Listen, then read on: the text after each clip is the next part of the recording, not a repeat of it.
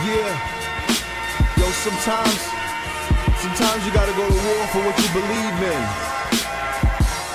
Sometimes you gotta go to war for what it is that you want, what you see that's right. I'm about to go to war, but lyrically. War cry, baby. Yeah.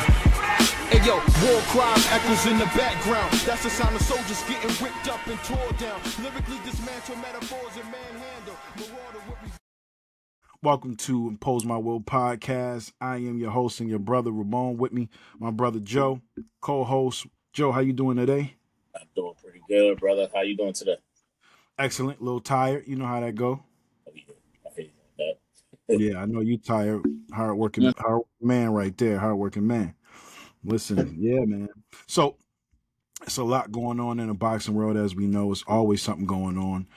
Me and you were kind of having a conversation a little bit off of the air before we jumped on, just talking about how, as the kids would say, how lit boxing is right now, and how if you claim to be a boxing fan and not a casual, you should be pretty satisfied with what transpired over the last, I want to say, at least year or two, and then everything that's to come. I mean, literally to the end of the year. Like at the very end of the year, we got bangers. You know what I mean? We got rematch with Fury Usyk at the end of the year. So I mean, all from now until the year ends is just craziness. So even with the girls too. So you know what I'm saying? You got to show them some love.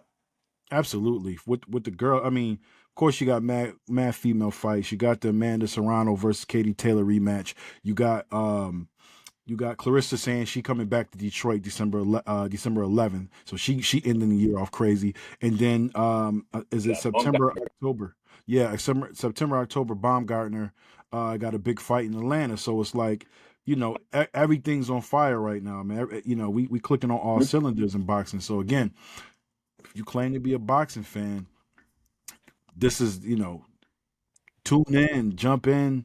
This is a great time. All last year was crazy.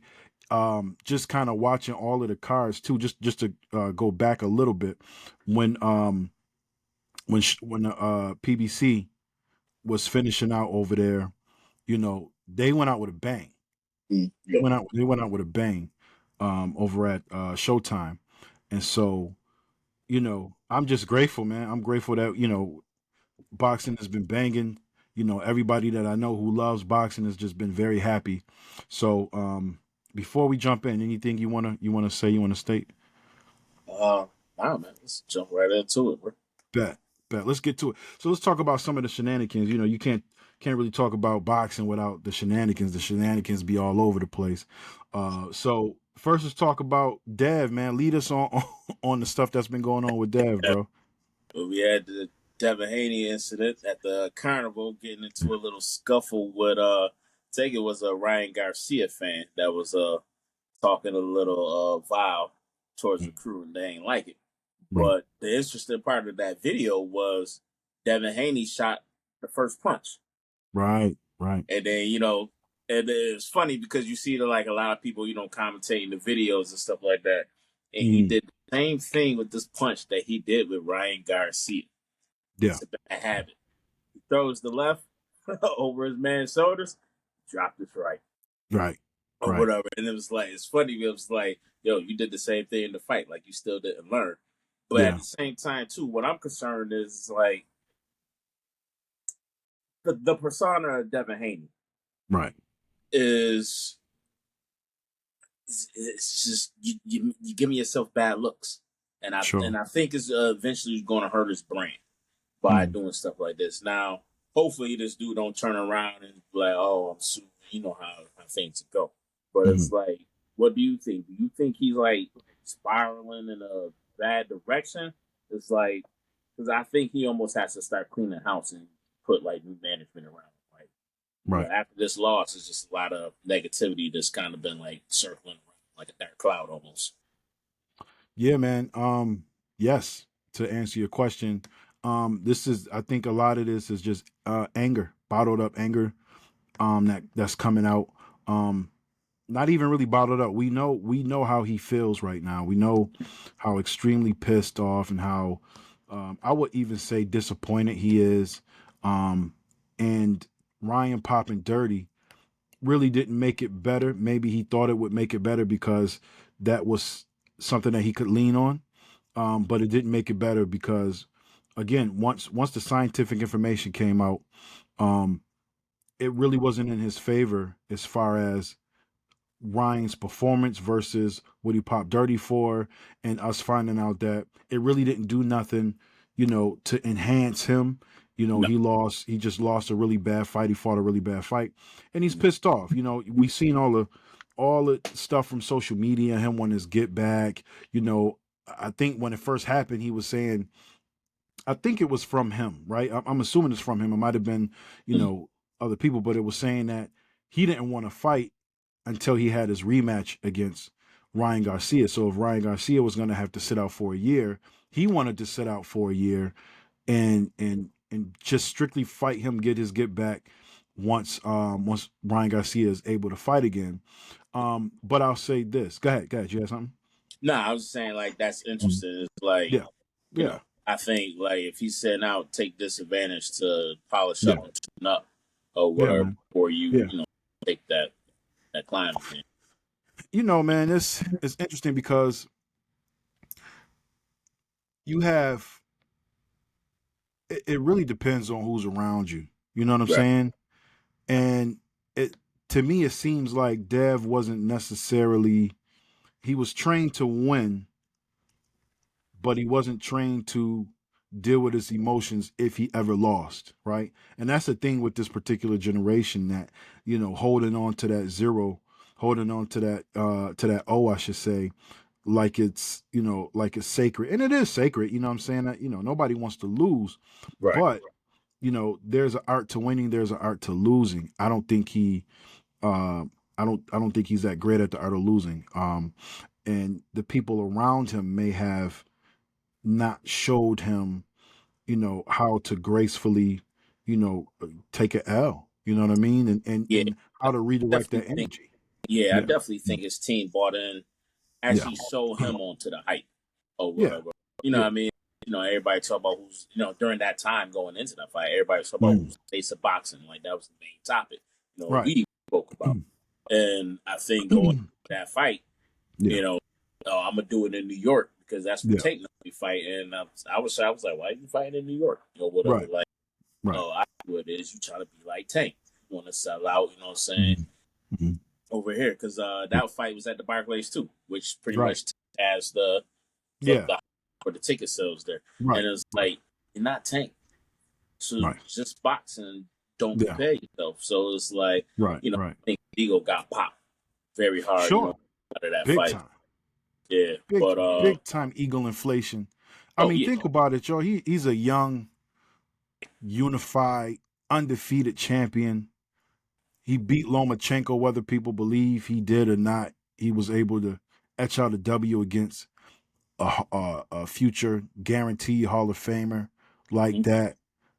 He was able to go over to Australia, beat Kambosos not once but twice in his backyard, very convincingly. I mean, he did a lot.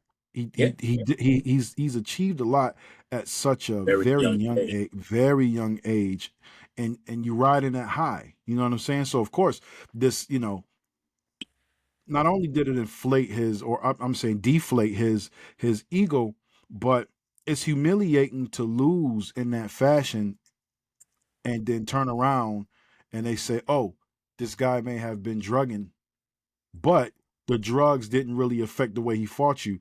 He just beat brakes off you. That's you know what I mean? Like that makes you feel inadequate. He probably going through a plethora of emotions. But I'll say this. I think what he's doing now is the best thing that he can be doing, and that's training for another fight. Yeah. Straight up. I agree with you. Yeah, training for another fight. Our guy Andre Ward, I think his show is called All the Smoke. If I'm not mistaken. Branded off the All the Smoke fight. Yes. So they just announced that they got the Devin Haney exclusive interview coming out. Can't wait to see it. Can't wait to watch him because Andre Ward got that thing about him where he can pull that stuff out of you. You know what I'm saying? He pull on the heartstrings and he pull a lot of information out. And so I think we're gonna really get kind of like the rawest version of Devin Haney when it comes to like how he, where he is now. But him getting back in shape, him being in the gym, and him going out, essentially going out hunting, man, is the best thing for your ego. You get up, you dust yourself off, man, and use that fuel from that loss and go get crazy. And so that's what I'm hoping that he does. Let me ask you this: who would you like to see him fight? We all want the rematch between him and Ryan Garcia. But do we? I guess we do. I guess we do. Yeah, the hype is there. Yeah, I mean, mean, yeah. The hype is there, but it was a one-sided affair at the same time. But right. The hype is there. The hype is there. But especially with the history. But who would you actually like to see him fight? That's a good question. I'm not 100% sure, and the reason why I say I'm not 100% sure is because I don't know where Dev is. I think at this very moment, he may need a tune-up. I think he needs a tune-up too. Yeah, he may need a tune-up because a tune-up can also be not just to get the rust off, and it wasn't like it was a long time ago that he fought. But tune-ups also is a mental thing too. You get in there, you get in a tune-up, and you really break somebody off. It does amazing things for the for your ego, and just mentally for you. So I think he needs a tune-up. I think he needs to get in there and just beat breaks off somebody, and then jump back into a bigger, more major fight.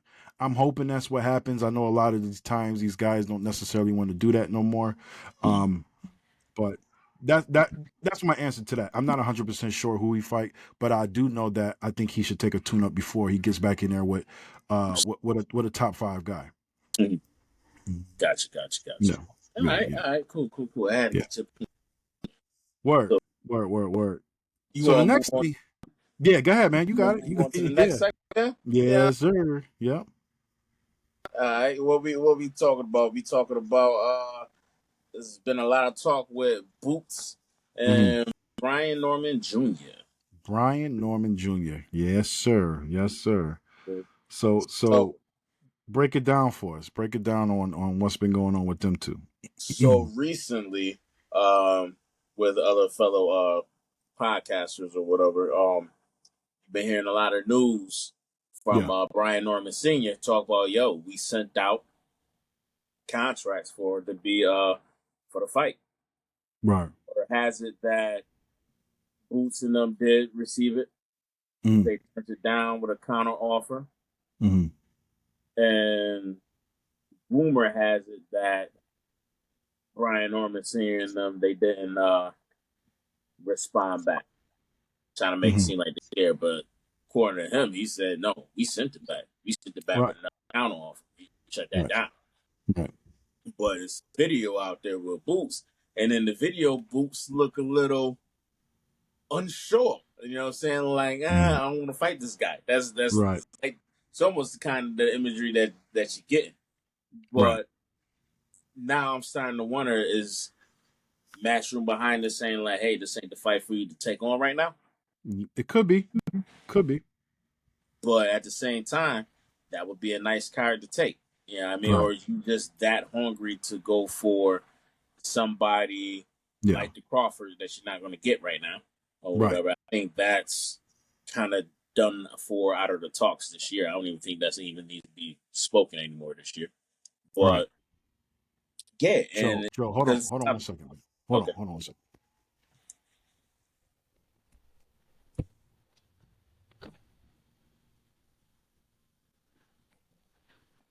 My bad, bro. Continue.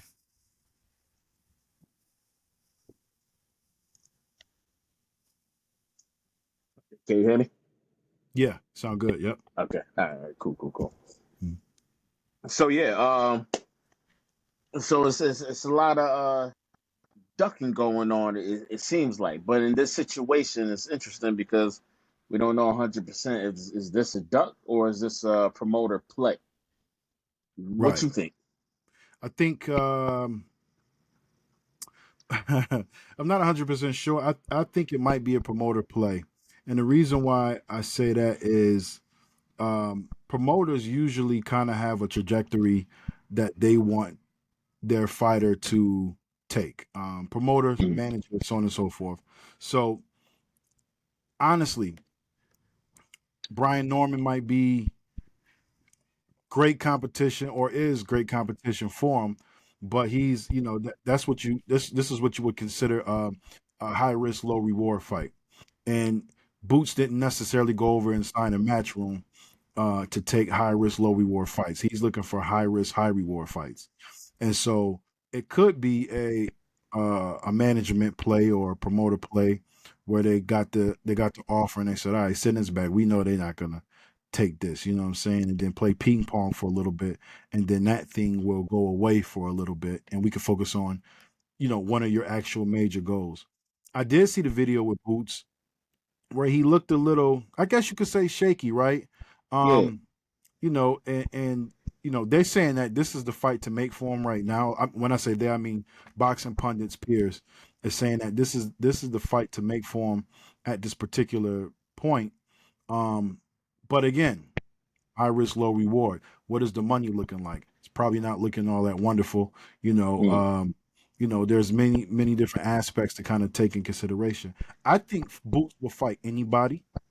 But again, the businessman and the business team around him might be saying, nah, this ain't it right now. Let homie build up, and you guys meet at a different juncture. But at this particular time, this may not be the best move for you. It could be a bad move if he fight him and lose. Not saying that he will, y'all. Don't kill me because I know you're Boots fans. I hear you. Be terrible. Could be It terrible. would be. And let me hold on. Before, let me say this. Boots is incredible, right? Everybody knows he's super athletic, blah, blah, blah. But his last few fights, we have seen flaws, right? Okay. So what that tells me is that he's still, even though he has a kind of an extensive record already, there's still areas for him to work on, right? We saw with the one, I forget his name, with the weird guy. Boots was having trouble cutting off the ring. Just different little holes that we see where somebody like a Brian Norman Jr. they studying that stuff. Yeah, they bringing big pressure time. to him. Yeah, and they're gonna try to drop him. So it wouldn't be a good look to lose to somebody who does not have, the name like that for Boots. So to answer your question, yeah, I think it's a promotional managerial kind of play to push that fight to the side, at least for now, because it's not much gain for Boots to But it's fight, a lot of for that game fight. there for Brian Norman Jr. though. And that gives him It's the all opportunity to gain. unify though. Listen, for Brian Norman Jr., I'm WBO. Yeah, he wins. You know what I'm saying? Let's unify. Right. And that's supposed to be one of Boots' goals, right? One of what he wants to do is unify the division. Right. For Brian Norman, if Name he wins, huge boost for him, huge jump for him. Even if he has a controversial loss against Boots, it takes his name to a higher place, right? A lot of people don't know who he is. So this is kind of a win-win for him unless he just gets straight up washed, right? But it's a win-win for him. It's what I mean? Like all you got to do is show up and do decent against Boots. Now, do it make sense for Brian Norman to go elsewhere too for, your first defense of getting the, might as well say airmail title? Yeah. Yeah, I mean, yeah, I mean, so just like Boots did, I mean, he got the title, he kind of took a defense, so it's like, sure, is it fair to say, saying, hey, why don't you take up a tune-up fight first and before we actually do this? He may not have a choice because they're not trying to fight this man. No. I really don't think they try to do that either right now, to be honest with you. Yeah, I mean, because yeah. So yeah, I think this is cool. It's fun to watch. I don't think it's actually going to materialize to anything. I don't see Boots fighting Brian Norman Jr. right now. I see down the road possibly, as long as Brian, keeps fighting, keeps winning, and then Boots, keeps fighting, and then they meet in the middle. Because as long as Brian keeps winning and is holding the title, and Boots still claims that he wants to unify the division, then they'll meet. He'll become a mandatory or something at some point. So they'll meet. I just don't think it's going to happen right now. No, I don't think it's going to happen right now. I would be surprised. It would be dope, but I'll be surprised if it happened right now. Yeah, true. So shout out to those guys, man. It's been entertaining though. It has been. Yeah, it definitely has been. It definitely has been for sure. Yeah, man. Let's get into some actual factuals when it comes to what's coming down the pipeline for matchups. So very recently, Zhang versus Bakoli was announced. There might be some additional details out now. I don't have them at this moment, but that's a crazy fight, man. That's a crazy fight. Yeah, it looked like it's gonna be lined up too for a crazy card, bro. Because with Alex Sheik trying to get this set up, look like it possibly might be on the where I'm thinking, which would make sense, will be on the Usyk Fury card December 21st. That would be dope. That would be perfect. Yeah, and then the winner of that fight is going to be taking on the winner of that fight. Possibly, on that main card, or the winner of that fight could take on the winner of Anthony Joshua Du Bois. We got it's a lot. So that's what I'm trying to tell people. It's so much going on. It's crazy with boxing right now, right? That's right. Or hold on. Or what about Go ahead. Well, I'm going to say naturally, because Anthony Joshua goal is to again unify the division. The winner of his fight more than likely is probably going to fight the winner of Fury Usyk fight, right? Because that's for all the marbles anyway. So it's a lot. It's a lot going on. Yeah, it's a lot of possibilities too. A lot of possibilities. And now you also got Parker Joseph. You can throw in the mix too. Yes, absolutely. Definitely got Parker Joseph. It's a lot of rotation that could happen. I'll say this. What do you think about that the Zhang Bakoli fight? Because I really like that matchup, especially what we just saw out of Bakoli recently and Zhang. To be honest with you, and it's like, man, that's gonna be a hell of a banger. Absolutely. But I don't see that fight going 12 rounds at all. I think that fight would be over before the 8th. I would say probably like 6 rounds or whatever. Like somebody's going down. We're going down. They're the big boys. They're big boys. Yeah. Both of them is bangers when it comes to power. So yeah, I mean, Zhang dismantling of Deontay Wilder, he made us look at Deontay like, just call it, bro. Just call it a career, please. Just call it a career. Side note, looks like he might be coming back one more time or something like that, possibly. But anyway, he's coming off of a awesome victory. Bakoli knocking out, dropping multiple times. Big baby Jared Anderson. Nobody was expecting for him to derail, the next big American heavyweight star the way he did. And I mean, it was crazy. Punished him.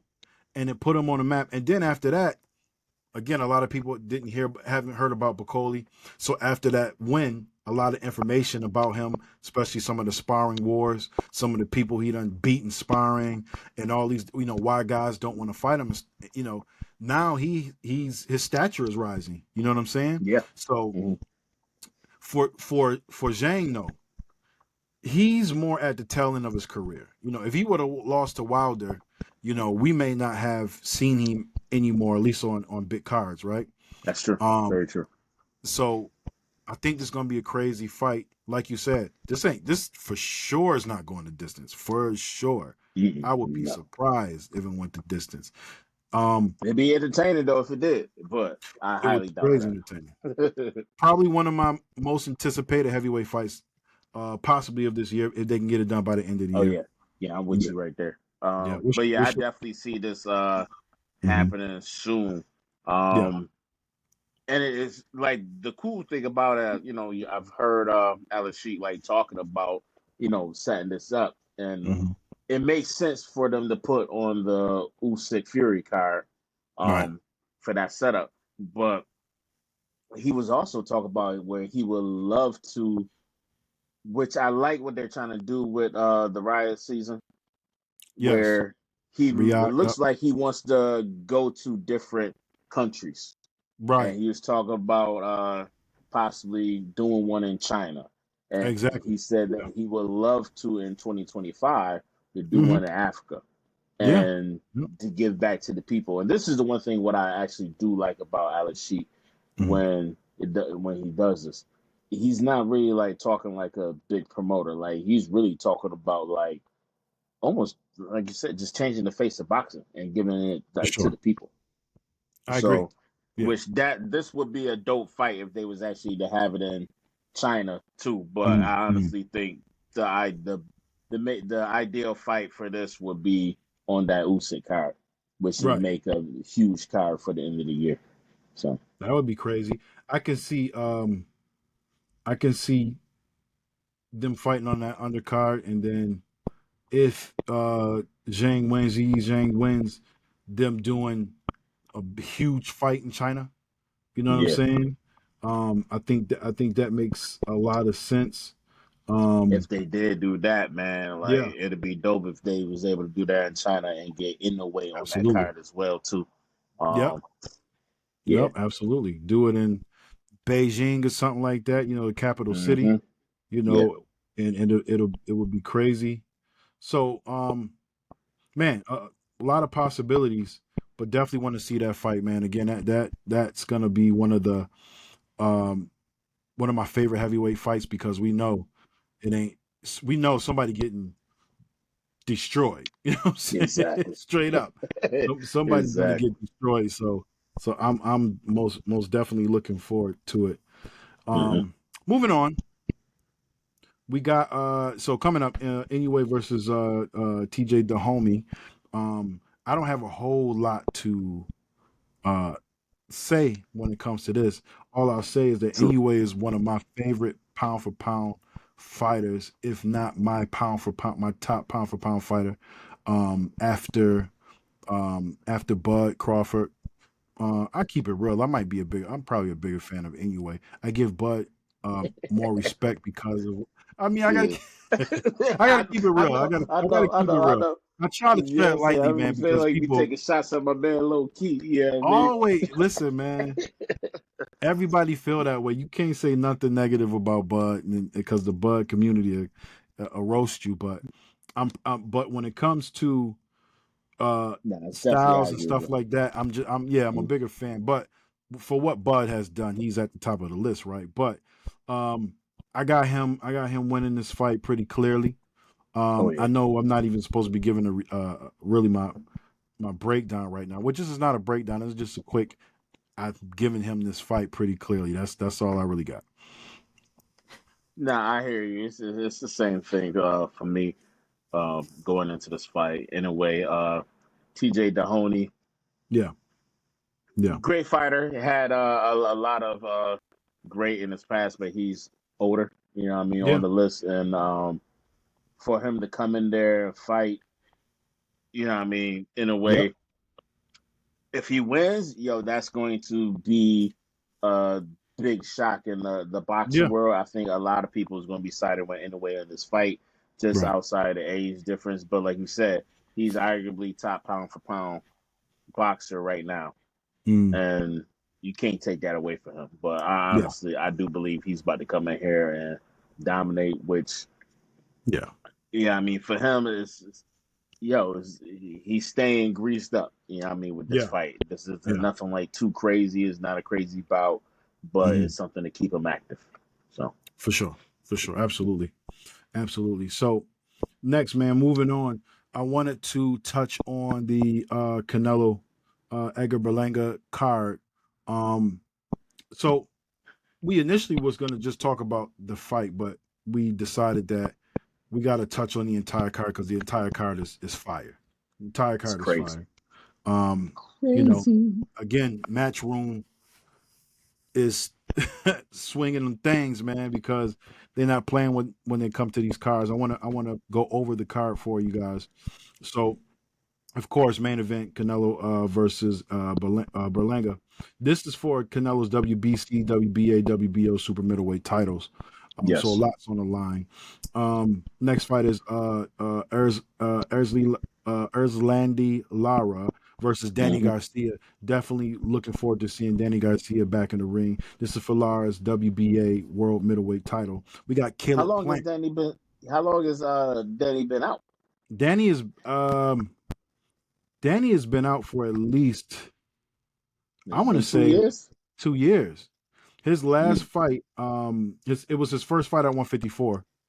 And that's when he was talking about, he was in the ring talking about how he was dealing with some mental issues and stuff like that. Yes. He fought what's called his brother, the Mexican monster, Jose Benavidez. He's fought Jose Benavidez, and we ain't seen him since. So it was really good to see him back. He's one of those guys. Caleb Plant versus Trevor McComey. This is a super middleweight fight. Again, I'm a big Caleb Plant fan. Me think too. He's awesome. This is Trevor McComey's a good fighter. It's going to be a good one. Our man, Rolly Romero. Rolly's Romero. He's fighting Emmanuel Jaimes in the super lightweight. And then Stephen Fulton versus Carlos Castro. The last time we've seen Stephen Fulton, if I'm not mistaken, was his Inoue fight, right? Yeah. I think that was the last time we saw him. He knocked him down once, didn't he? No, he was. It was a one-sided. It was crazy because people thought that this was the fight that Inoue would either lose or would be his most competitive fight. Nah, he ran through Stephen Fulton. It was crazy. Like for the people that I knew that was on the fence with Inoue, after that fight, they was like, I'm a believer. I'm a believer. Because Inoue was that good, that fight. That damn good.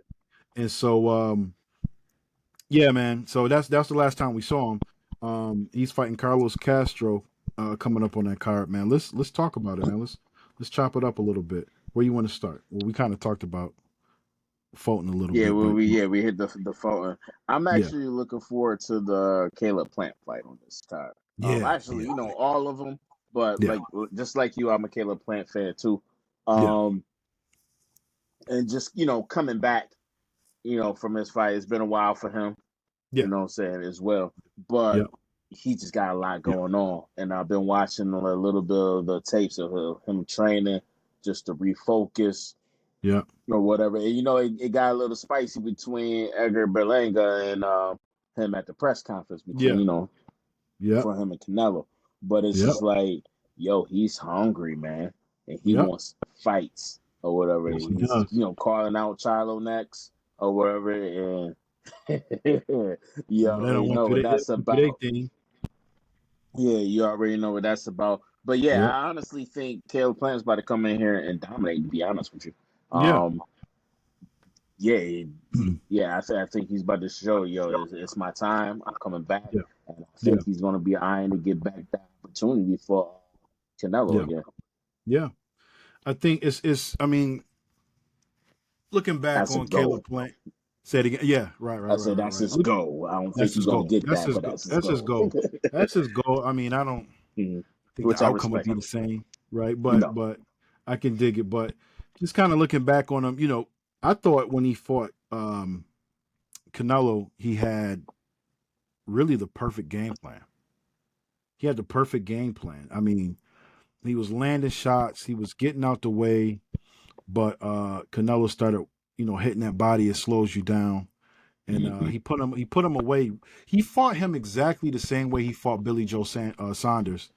Literally fought Caleb Plant the same way by hitting that body, slowing him down as the rounds went, and then punished you at the end, knock you out at the end, as a matter of fact.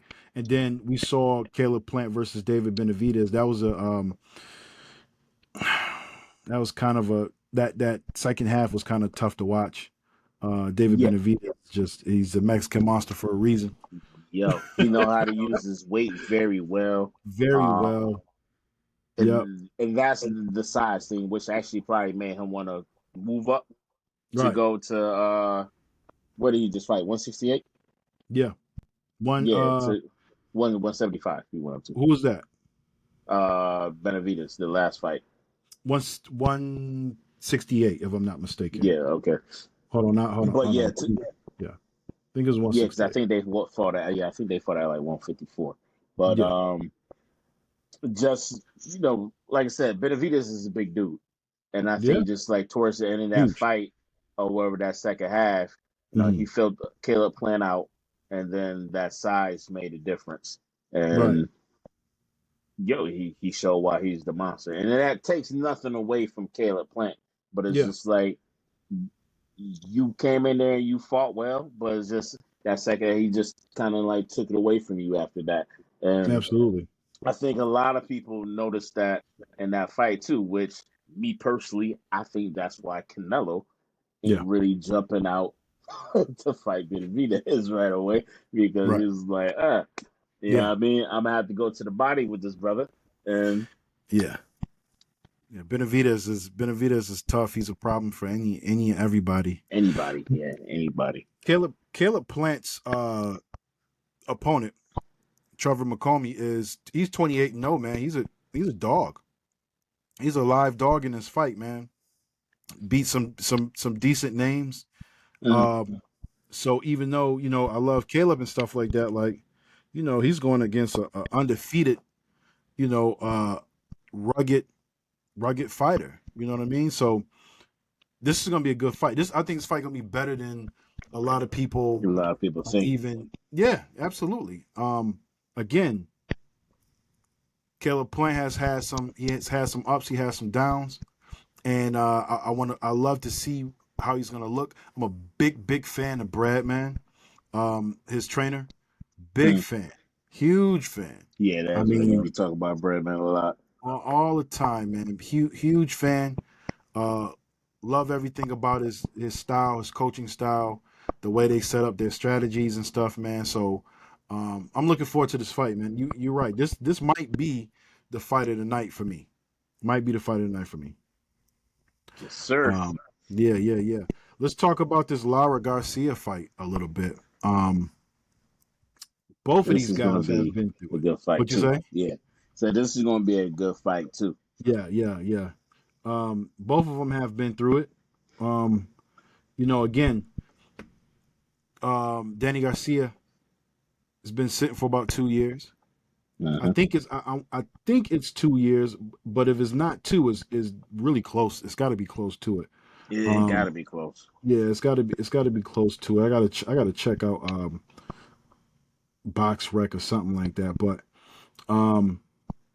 this is gonna be a good fight. Lara's 41 years old, man. He's up there. Yeah, that's what I was just about to say. Like, she's 41. Yeah, he's 41. He's been through some wars himself. Kind of both aging fighters. Fighters that have, like I said, crazy ups, crazy downs. I remember watching Danny Garcia versus Errol Spence, and Errol Spence beat him at what Derek James would call, no, not Derek James, but what Errol Spence himself would say about 70-80% of of where he should have been, and it was, I wouldn't say a one-sided or lopsided fight, but it was absolutely convincing. It's a convincing win. Yes, that's definitely. Yeah. Mm-hmm. So convincing that even then he sat down a while after that fight.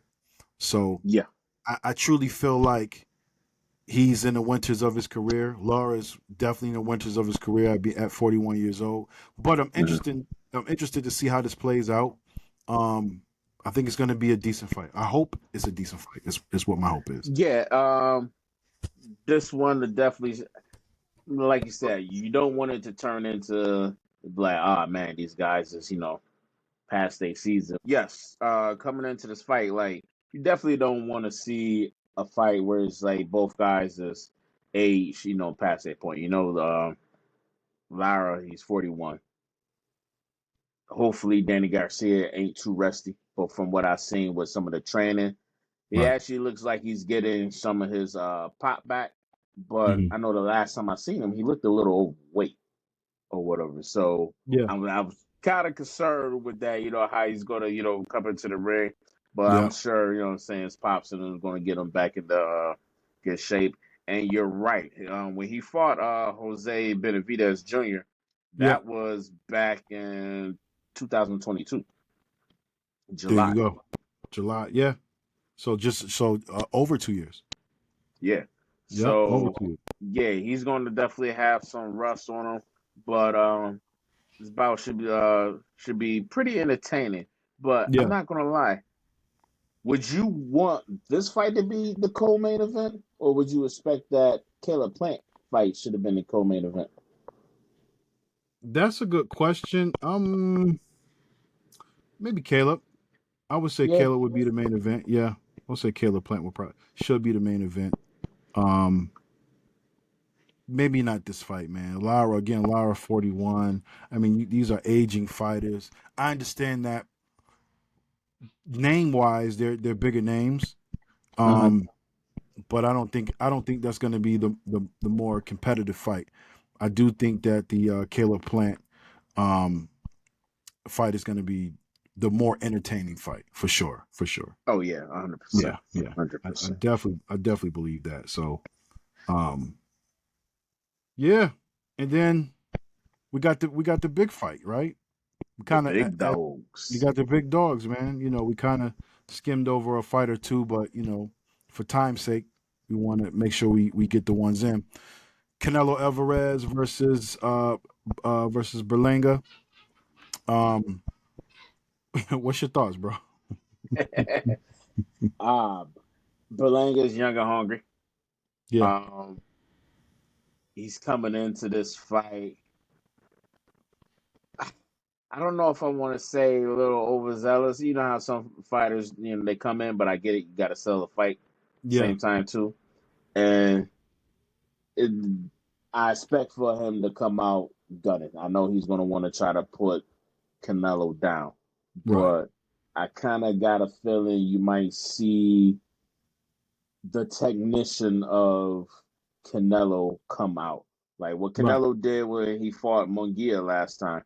Right. It was just like, his conditioning was perfect. It's just his skill, his tactics, how he moved around, eating the punches. And a lot of people don't give Canelo that respect of his chin, bro. Like Iron chin. Iron chin. And I think it's gonna be one of those fights where you're about to see Canelo put on a show of, and like he's saying, like I'm that guy in boxing. Right. Like he said, bow, bow, bow. You saw him doing that. I think you might see not Caleb, but Canelo turn up in this fight, man. Like, I'm definitely looking forward to it. I'm looking forward to it as well. Let me say this right off rip. This ain't the fight we wanted. Let's keep it real. Keep it on it. No, this is not the fight we wanted. We wanted Canelo versus the Mexican Monster. We wanted to see the Mexicans clash at the top. For a historic event. It would have been dope if it was historic. Did it in Guadalajara, Mexico, or wherever, wherever. And don't get me wrong, they're in. I think they're in Dallas for this card. Really? At the. Am I wrong? Is that a different card? Might be a different. I thought they were going to be down at the. Yeah, I'm I can't see him. Yeah, I can't see him fighting in Dallas, but I could be wrong. I thought so, but no matter what, it's going to be a huge Mexican population, even in Vegas. But this ain't the fight we wanted. No. Edward Berlanga is a strong fighter. Don't get me wrong, strong fighter. But Canelo is Canelo. I think Canelo gonna. I think we're gonna see a rehashing of what we saw with Munguia. I think Canelo is gonna. I think he's gonna do this fight. In my opinion, does nothing. Yeah. This fight does nothing for Canelo. Probably decent check or whatever.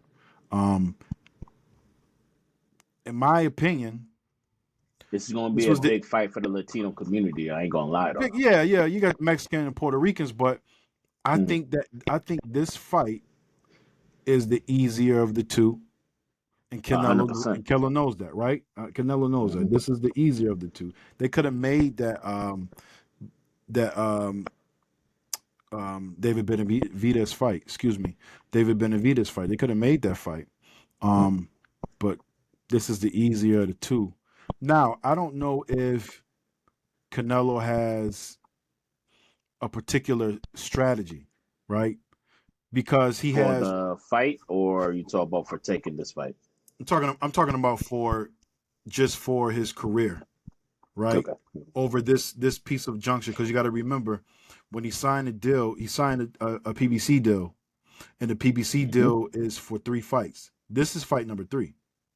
You remember he had Charlo, that's right, and then Berlanga.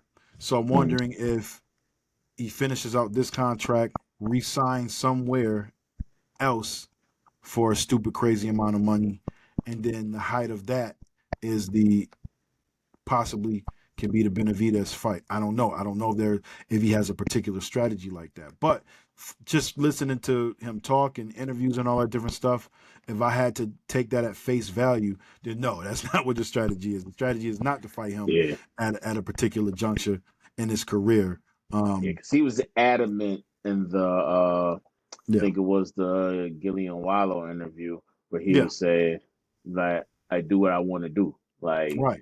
He was saying he's like I fight on. He was like I did all of that stuff fighting on the people who they wanted me to fight and everything. He was like now I do what I want to do, and he was adamant about it. And I can't really be mad at him about it. So it's like is he gonna go out and fight? But he knows what people want. But maybe he felt like, hey, I need to prepare a little bit more for Benavidez. And if that's the truth, I really can't be mad at him about that. Yeah.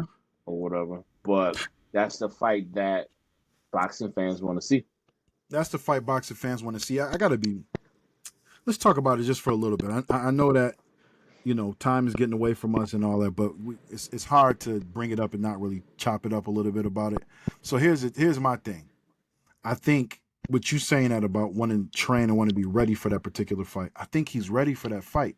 I think the longer that he delays the fight, I think it plays into possibly Benavidez's hands because he aged. Nobody can beat Father Time, right? Nobody can beat Father Time. And with Benavidez will have to go up again to fight Canelo, which works for Canelo, right? Canelo could take a punch, man. Iron chin. I mean, just really crazy. We saw Benavidez in his last fight at that higher weight class. The power didn't necessarily, and not that he has one punch knockout power. He never had one punch knockout power. It's an accumulative kind of power, but he won that fight one-sided very convincingly, but he didn't hurt, stun anything. Nobody, you know what I mean? Like there was not a stun, not a shake, not a shiver, nothing. So I don't think his power really translated to that weight class. No, but the thing about it, I think when he went into that fight, I don't think he knew how his power would translate. But the key factor is he learned that it didn't have that same effect as what he did when he fought down at 154.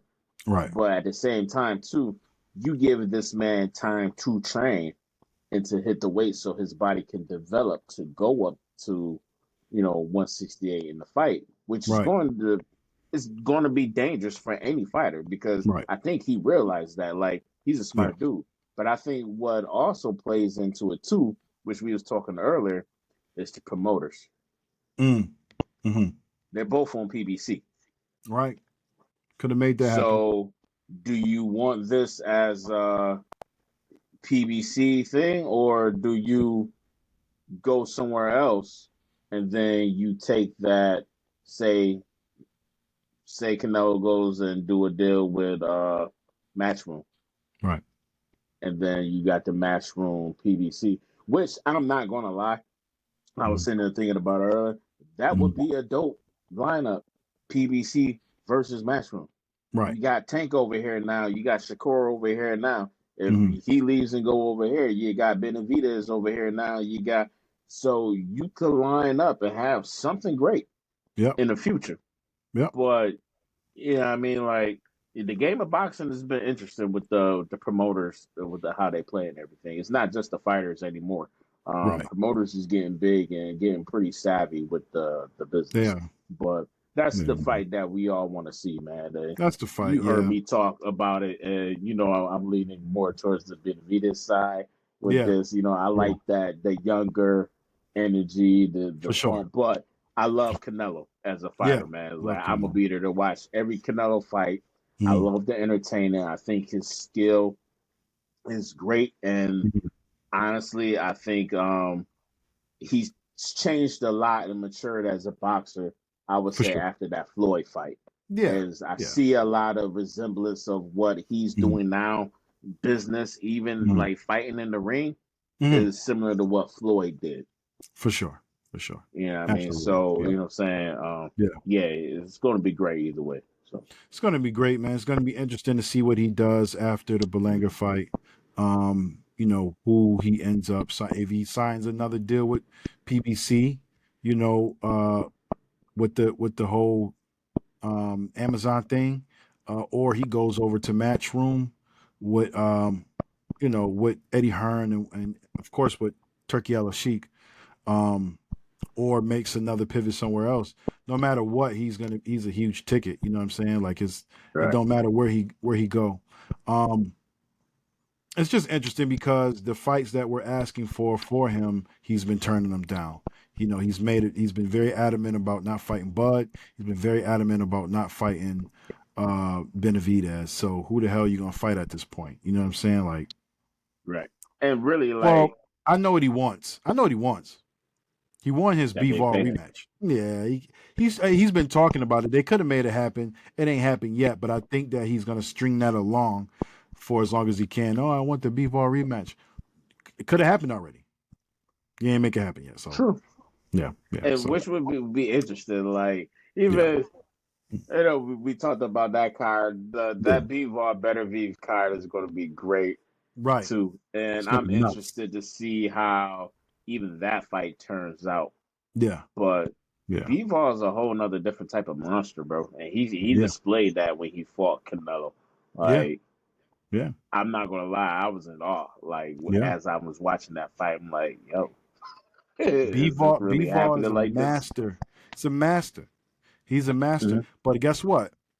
Let's just say Better Beef beats Bivol and somehow positions himself to fight Canelo. That's a tough fight for Canelo too. That's a tough fight for Canelo too. But it's interesting though, between just Bivol and Better Beef, you're taking that power puncher. Yep. And then you got that, like I said, that I like to call them just technicians. Yeah, whatever. Because Bivol is a magnificent boxer. Yes, he is. Better Beef has that power, and you know he's coming for that knockout. So it's like, can he get that shot in, or is he just going to be outskilled, or whatever? But to even have Better Beef versus Canelo, you know, that's going to be a power to power fight, bro. Like, bang, bang, bang all night long. Like, it's going to be fireworks.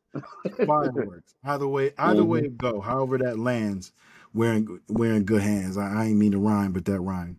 But yeah, man. Anything else you got, man, that you wanna drop on the people? Yeah. Actually, it'd be more for the boxers. Stop ducking. Give us these fights. There's too much ducking going on in boxing. I get it.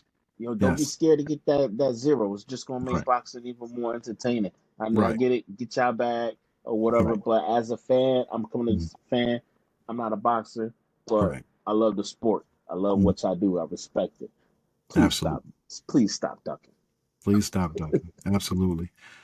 Well, again, please subscribe, the like button, hit the dislike button, whatever you feel.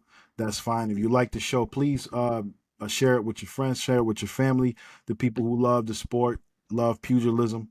Again, we'll be in Lockport, New York, September 21st for the USA Amateur Boxing event. We'll be there doing interviews. If anybody watched the show and y'all want to say what up, come give us that, man. We'll be around. And we got other things coming. Also, y'all, don't kill me, man. I know my picture is dark and all that. I'm gonna get my lighting together. You know what I'm saying? My wife done told me, everybody done told me, oh, it's so dark, it's dark in here, but it's all good. I'm gonna get my stuff together, so don't worry about it. Don't kill me. But that's all I got, man. All right. All right, man. Pose My Will podcast. Peace out, y'all. Peace.